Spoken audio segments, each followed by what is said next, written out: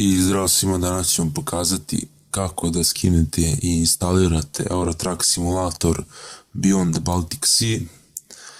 Znači, uđete na pretraživač i kucate 1337X.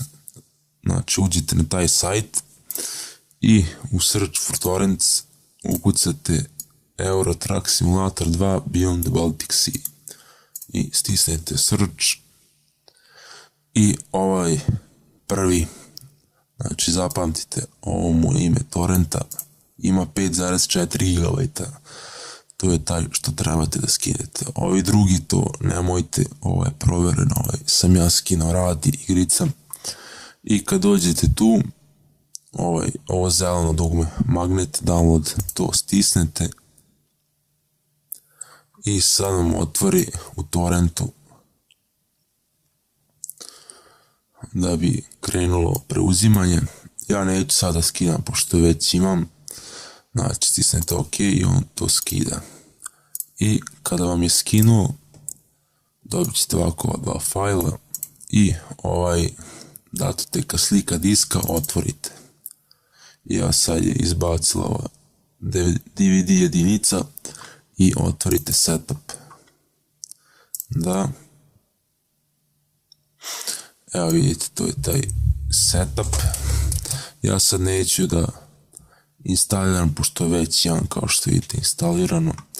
Izaberete gdje ćete da instalirate i ovo ništa drugo ne dirate. Samo stisnete install, on to instalira i zatvorite. Kada ste to uradili, imate ovaj folder codex, to je crack. I odete u Win64 i ovo vam je sve taj crack. To uzmete, kopirate. I kada ste kopirali, odete ovu prečicu na desktopu gdje vam je instaliran Eurotrack simulator i otvorite lokaciju datoteke. I sad, ovo što ste kopirali, ovdje desni klik na lepi i sve zamenite. Znači, kada iskuče ono, da li želite da zamenite, da, i onda ste ga krekovali. Međutim, nije to sve, trebate i da mu onemogućite pristup internetu. To radite tako što odete ovaj search i kucate Defender i evo ovdje uđite.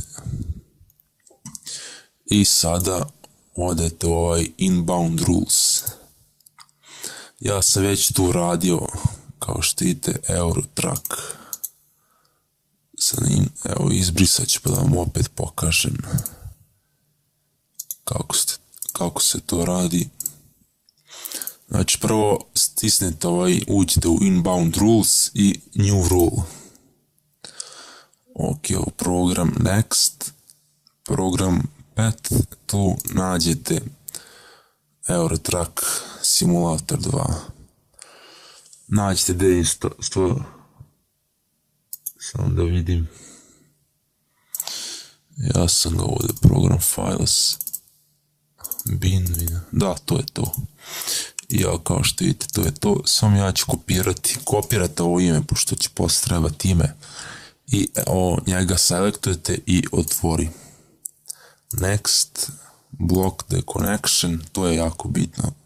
Znači da mu onemogućite pristup internetu. Next, ovdje next i name, tu stavite, možete bilo šta, ja sam stavio isto to ime i finish.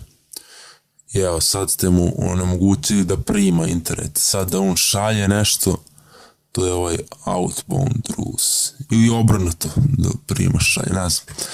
Znači, uđete u outbound rules, new rule, program next, ovdje ga nađete, evo ga, Eurotrack simulator 2. I next, block the connection, sve isto. Ovdje ime, isto i finish. I to je to. Znači, sad ste mu onemogućili internet. I evo ga, radi sve, igrica, normalno, besplatno. I to bi bilo to što se tiče ovog tutoriala. Ako vam se svidao, ostavite like i subscribeite se na kanal. a mi se vidimo u sljedećem klipu. Ćao!